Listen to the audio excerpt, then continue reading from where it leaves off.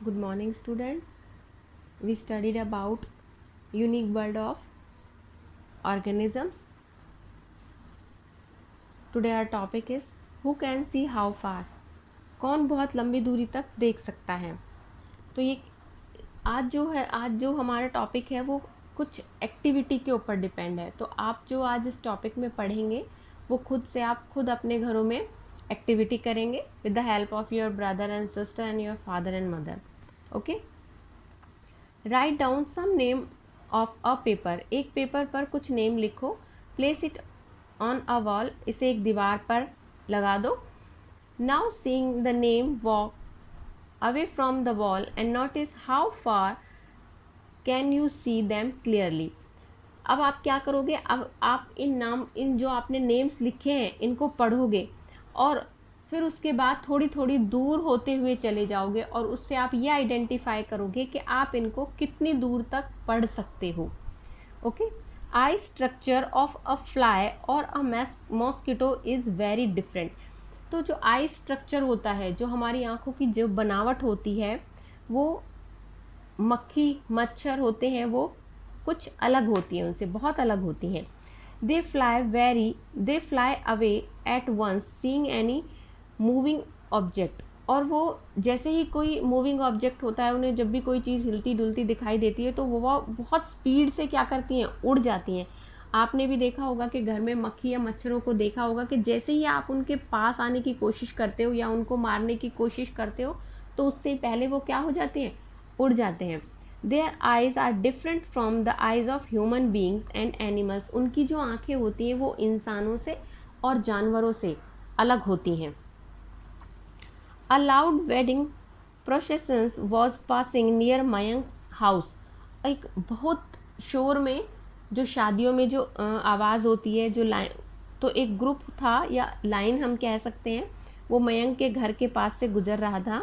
Seeing this Mayank put his finger into his years because it was very loud. उसने अपने क्या किया, उसने अपनी जो फिंगर्स थी वो अपने उन्होंने अपने जो हाथों के जो फिंगर्स थी उससे अपने आईज को ईयर्स को ढक लिया। क्यों? क्योंकि जो आवाज़ थी वो बहुत तेज़ थी। Gunjan asked him what happen. तो गुंजन ने पूछा क्या हुआ। Mayank said it's very noisy. ये बहुत शोर कर रहा है, ये बहुत, मतलब जो नॉइजी होता है जब बहुत ज़्यादा शोर होता है, बहुत तेज़। Mayank asked what does it mean by noisy noise.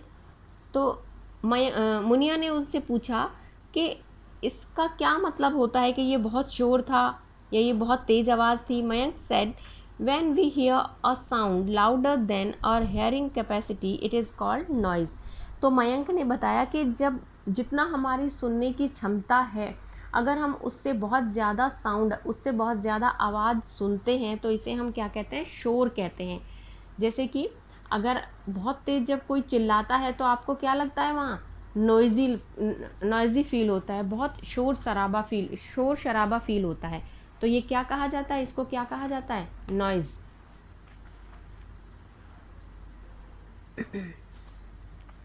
A dog becomes alert hearing even a low sound. एक जो डॉग होता है, जो कुत्ता होता है, उसे अगर बहुत धीमी सी, बहुत धीरे से भी अगर कोई आवाज़ सुनाई देती है तो वो क्या क्या हो जाता है, अलर्ट हो जाता है। Bat produce high pitch sound while flying. और जो बैट होते हैं, चमगादड़ जो होते हैं, ये क्या करते हैं, इनकी जो आवाज़ होती है बहुत तीखी होती है और ये बहुत तीखी आवाज़ निकालते हैं जब उड़ते हैं। The sound come back by hitting something in front. और जब इनकी आवाज़ किसी चीज़, जो सामने की जो चीज़ है, जब उससे टकराती है और वो वापस आ जाती है। Hearing this echo a bat can easily fly at night time also. और इसी आवाज़ को सुनकर, इको होता है जो नेचुरली होता है, तो जब वो उसी आवाज़ को सुनकर जो कि किसी चीज़ से हिट होकर टकरा कर वापस उन्हें सुनाई देती है, तो वो उससे आइडिया लगाते हैं कि आगे कितनी दूरी पर डेंजर है, खतरा है। तो उन्हें क्या होता है, वो वहीं से वापस मुड़ जाती हैं।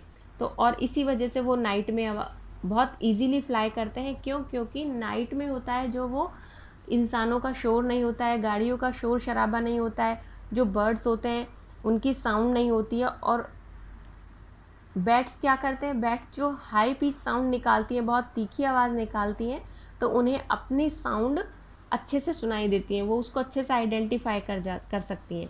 Different living creatures have different hearing capacities, और जो विभिन्न प्रकार के जो प्राणी हैं, जो प्रजातीय जंतु हैं, उनकी जो हियरिंग कैपेसिटी है, जो सुनने की जो क्षमता है, वो भी क्या है, अलग होती है। You see different type of animals. Write down in the following table in which season are they not seen.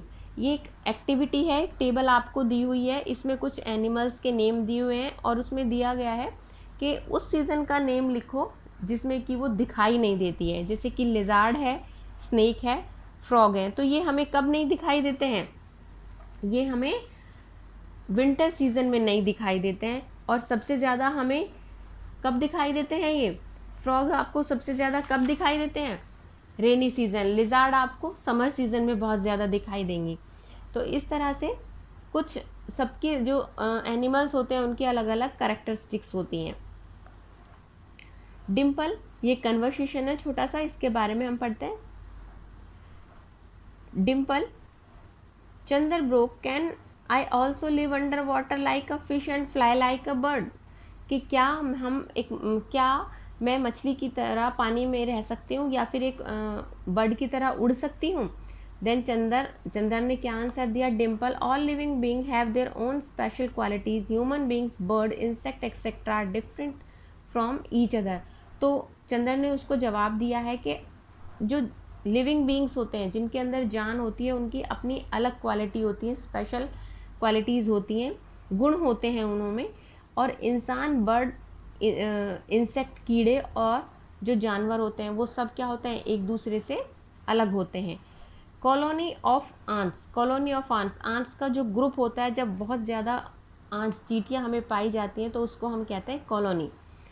There is an ants hole in the corner Simi's house, Simi के जो घर है वहाँ पर क्या है, एक आंट्स की कॉलोनी है, यानी कि बहुत सारी वहाँ पर क्या है, चींटियाँ हैं। तो जो एंट्स की कॉलोनी का जो ये पैराग्राफ है, इसको हम अपनी नेक्स्ट क्लास में पढ़ेंगे, क्योंकि ये हमारा कंप्लीट नहीं हो पाएगा इसमें। और अगर इस टॉपिक को हम बीच में ही छोड़ देते हैं तो हमारा नेक्स्ट टॉपिक है वो आपको समझ नहीं आएगा। तो हमारा नेक्स्ट टॉपिक क्या होगा, कॉलोनी ऑफ आंट्स।